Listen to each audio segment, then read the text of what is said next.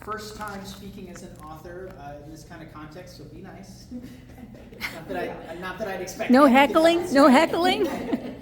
But I'm going to go ahead and let Scott talk about his book and how he came up with the idea and anything else he'd like to discuss there, and maybe some time for questions at the end. Absolutely. Okay.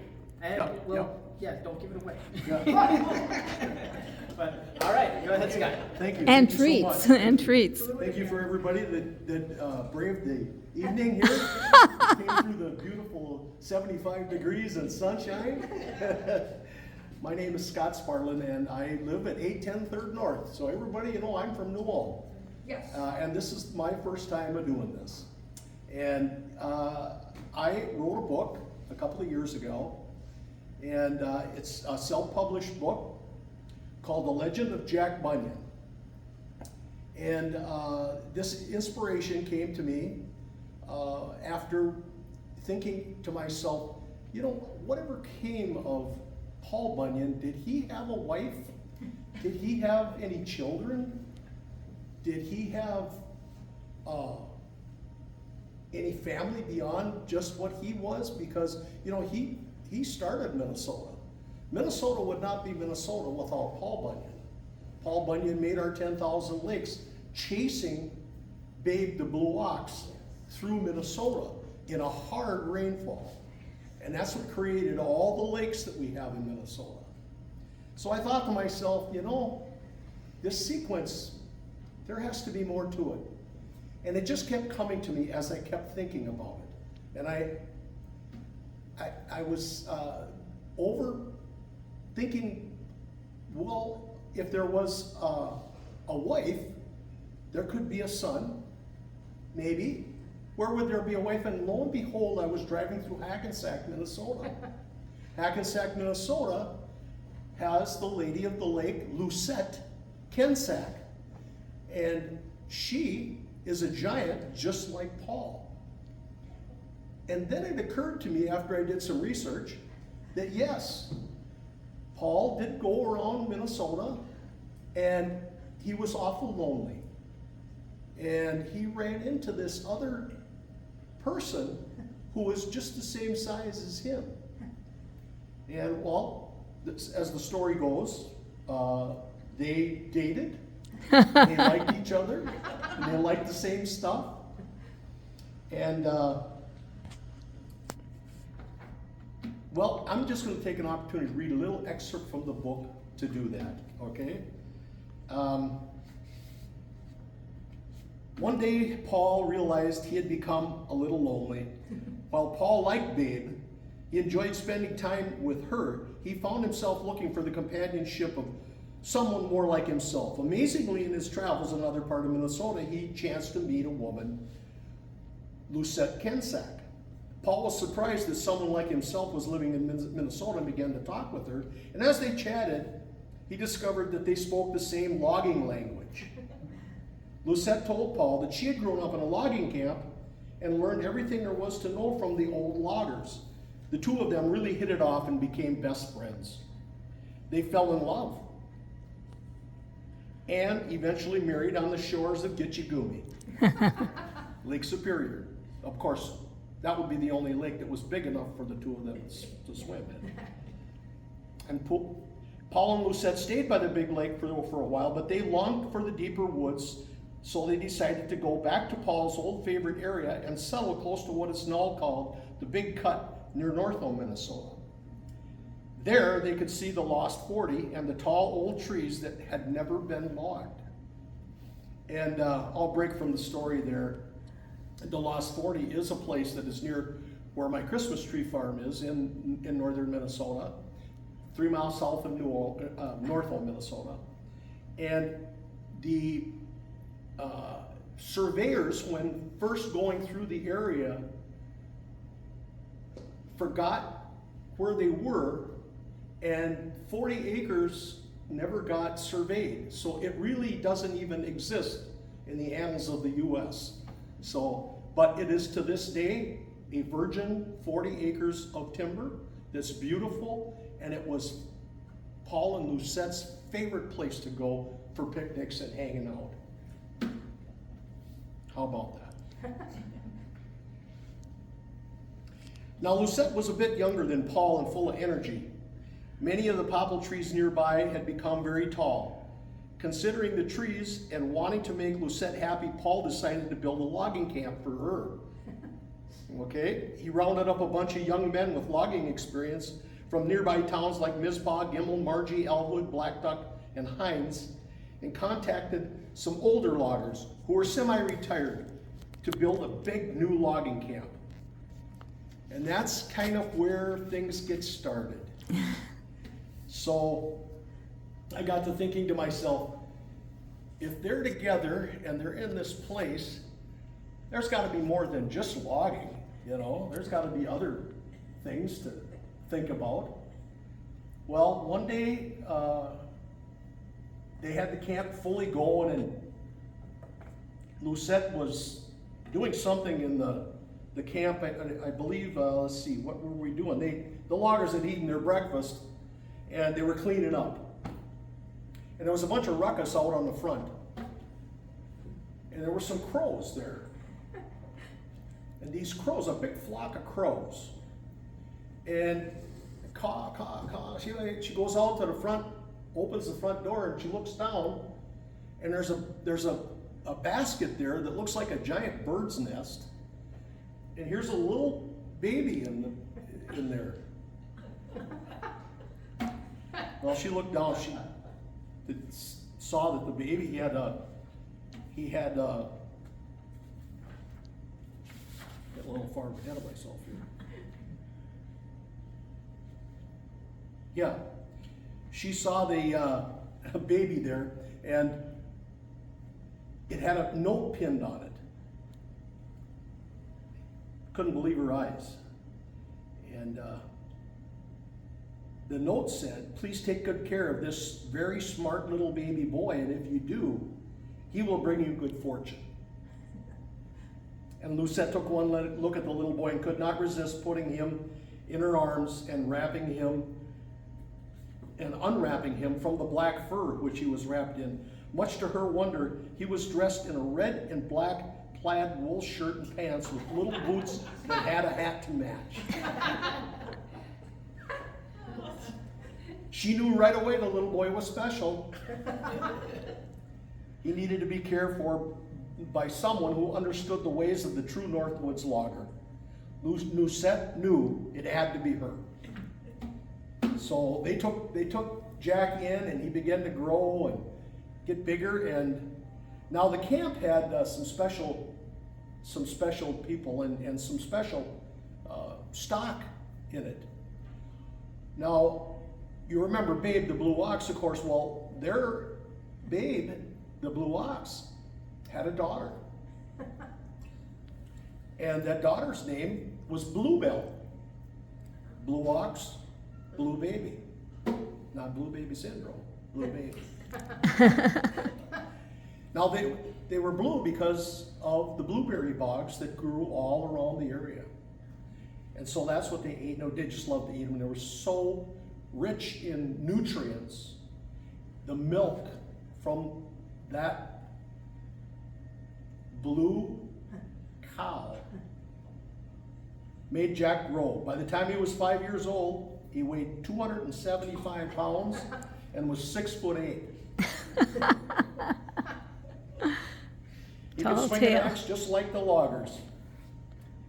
Jack's normal breakfast consisted of 20 dinner plate-sized flapjacks, 5 pounds of fatback, 2 dozen eggs, and a loaf of bread. And he washed it all down with 2 gallons of blue milk.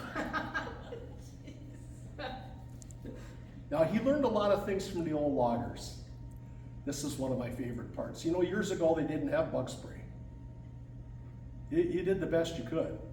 There were deer flies, and there was horse flies, and there was mosquitoes and gnats and all kinds. So the loggers chewed snooze. And when you chew snooze, the saliva gets real thick in there, and you got to spit every so often. And the loggers were learning how to spit and kill a fly and kill a mosquito. And they did that all the time, and that's where that all started. And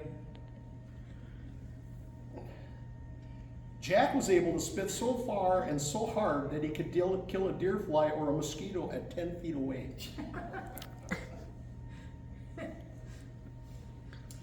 Well, you know, all kids have to have a buddy.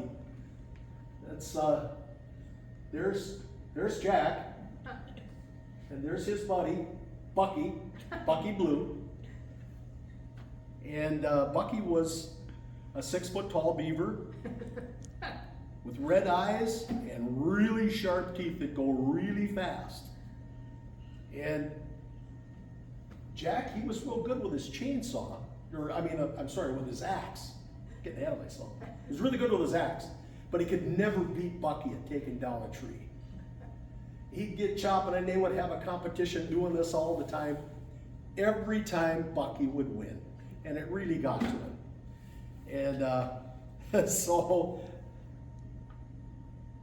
Bucky could chew down a 4-foot popple tree in 3 minutes when he wanted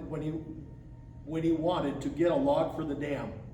He was a highly intelligent beaver who had learned English from the old-time loggers years ago and understood everything Jack said to him. They would often laugh and tell jokes together that they had learned from the old lumberjacks around camp. They would always compete, though, to see who was the fastest at cutting down a tree. Jack was fast with his axe, but he could not keep up with Bucky's razor-sharp teeth. They were extremely competitive. And Jack was a very energetic young man.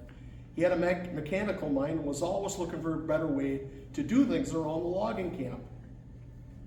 It was on May 5th of 1907 that Lucette found Jack in the mess hall with the crows. The day was declared his birthday, and it was nearing that time at the camp. Okay? So they'd been hearing about some folks over in Wisconsin who were making bicycles with motors on them. Well, we got to get that for Jack for his birthday. That'll be something. So they were by the name, one was Harley and the other one was Davidson. And they had a shop where they were building these motorized bicycles. And they thought that the old loggers thought that, Jack would really like something like that. So the gift arrived on Jack's birthday, and he got that, and boy, he was just off. He was going through the woods and everything.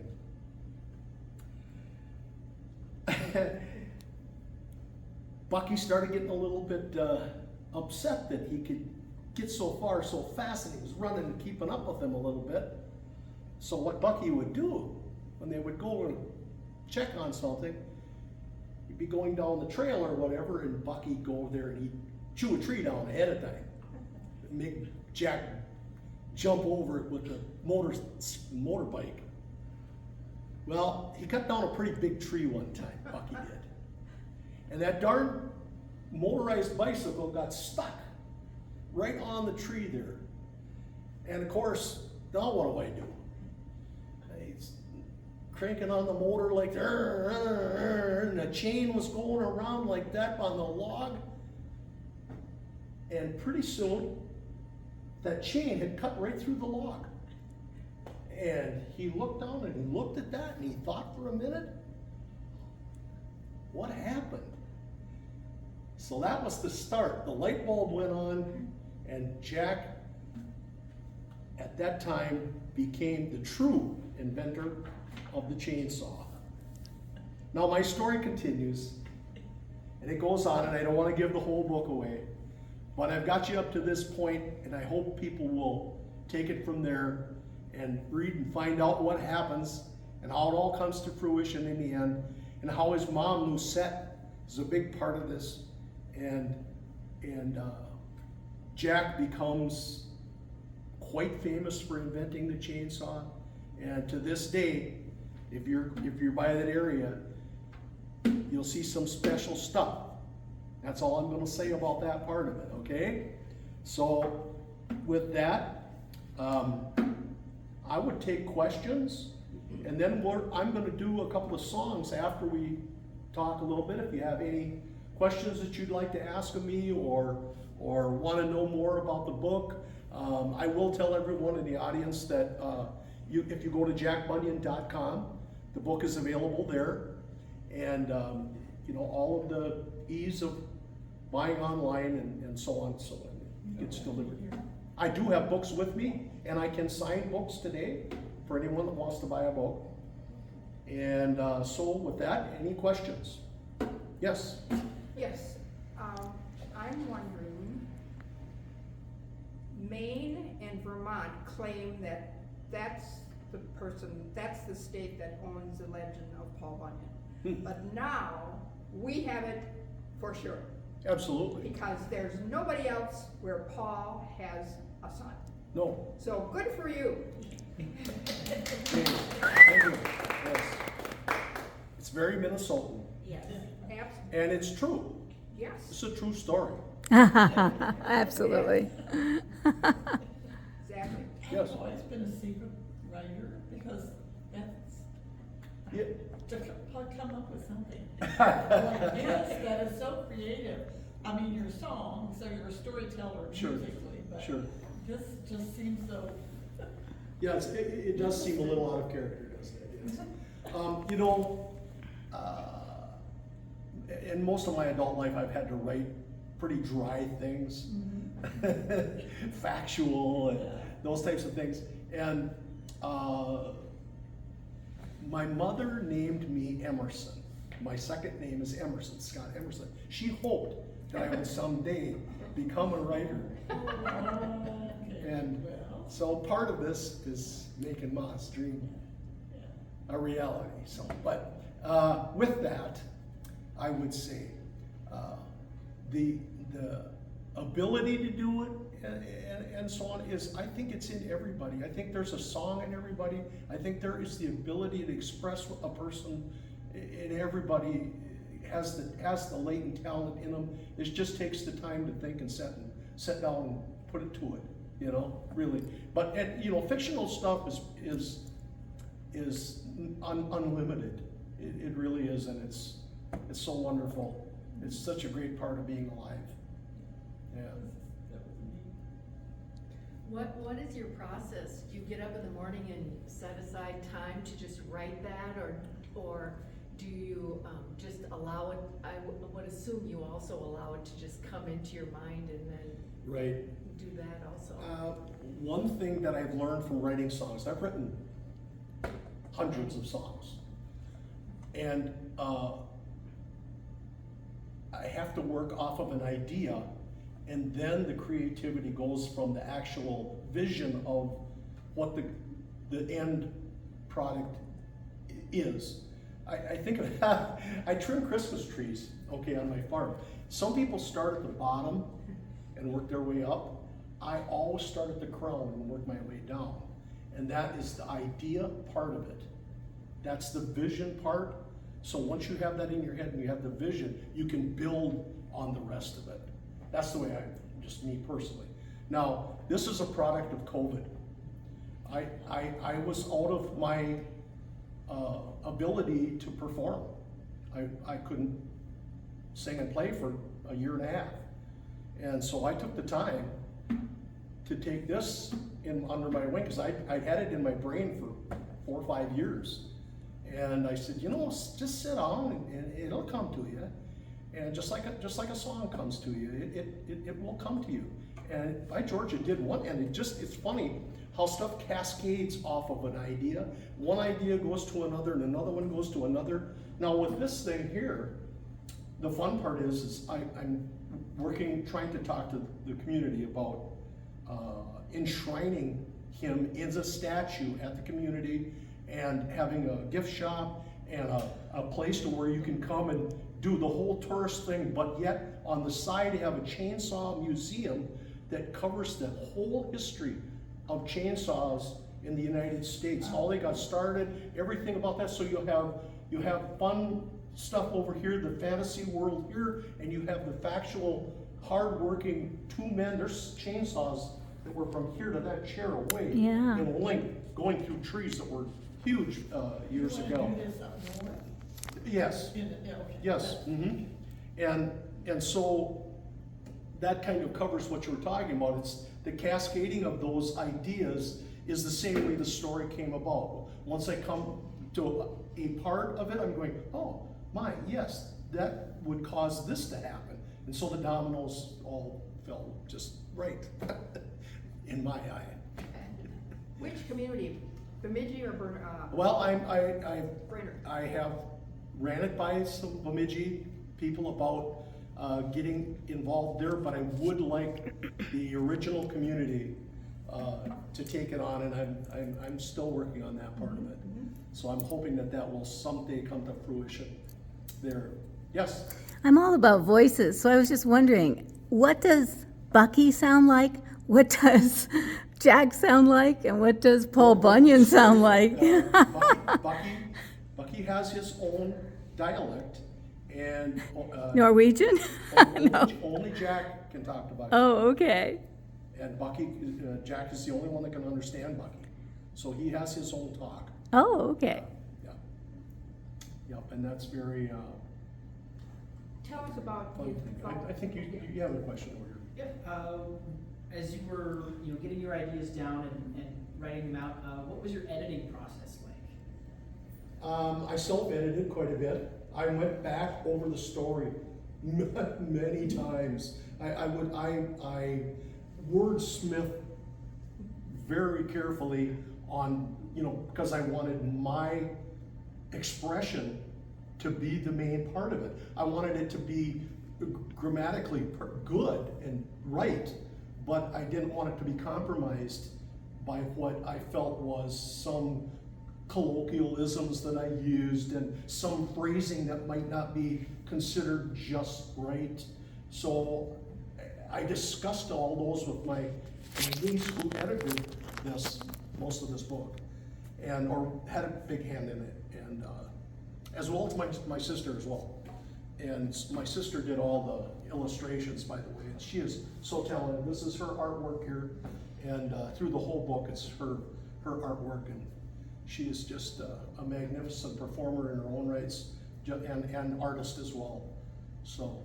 What was her medium? Was she using colored pencils, or was she using a computer, or? I never asked her. Oh, okay.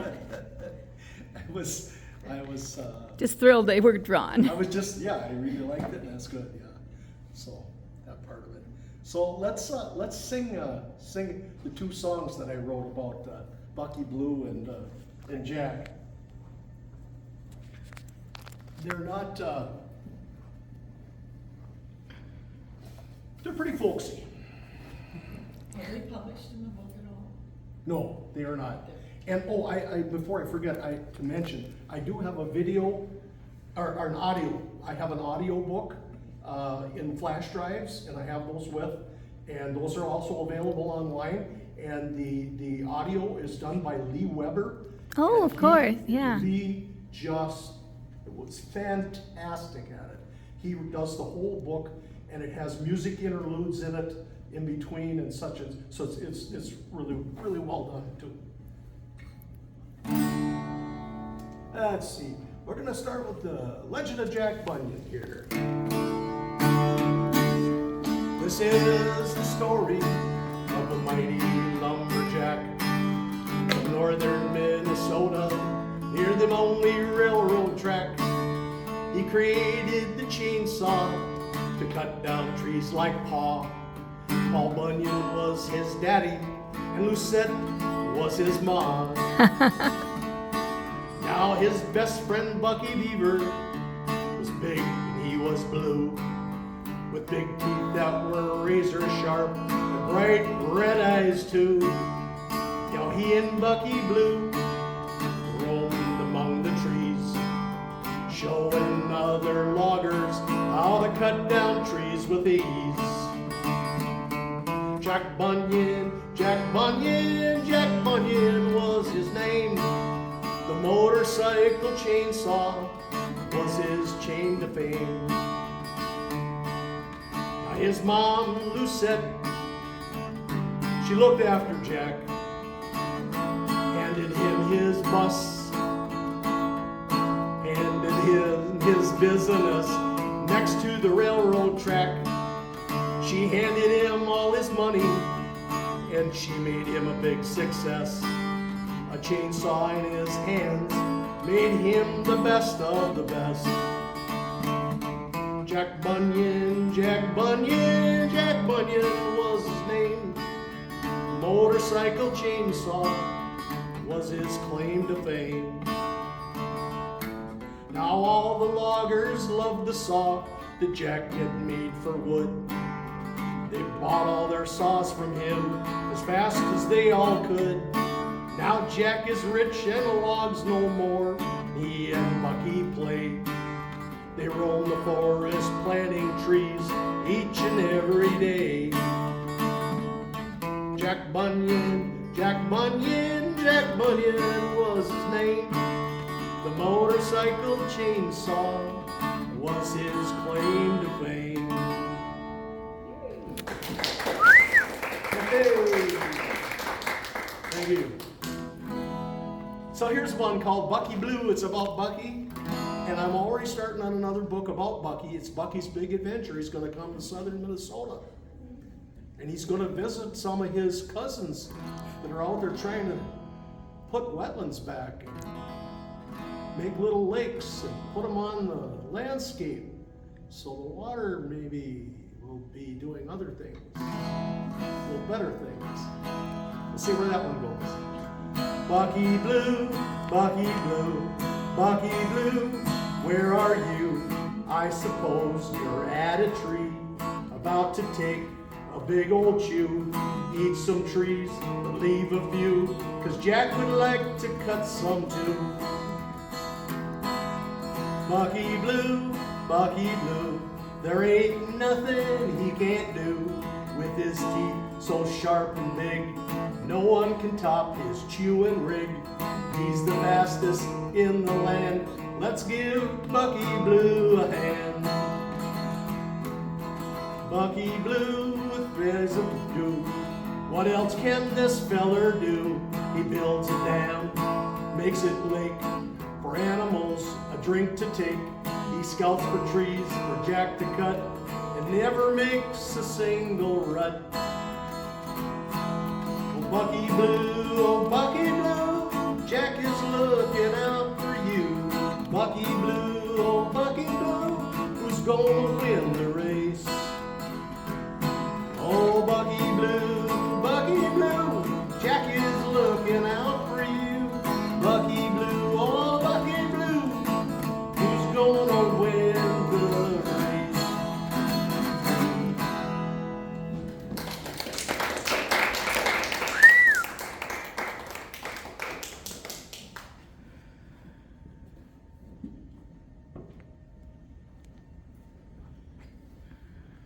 So, that about ends the program that I have had, and want to thank you all for coming and sitting and listening and hearing about the legend of Jack Bunyan. Once again, my name is Scott Sparlin. I'm from New Ulm, Minnesota. This is my first and only published book, and with that, I'll just leave it to everybody else and maybe help yourself to some great blueberry muffins and some other items of interest back there, and we'll see you later. Those are treats from Gertie Goose and Herbie Hedgehog. Yes, a treat from Gertie Goose and Herbie Hedgehog. Very large. Very, very nice. Thank you. What do everybody think? Is it great? Thank you very much, Scott, for coming and sharing about your book. Really appreciate it, and we'll hopefully have you back again sometime. Okay, thank you. And I think you want to be invited by the schools. I do too. Really? Yes. Sure. I'm gonna see about that. Okay.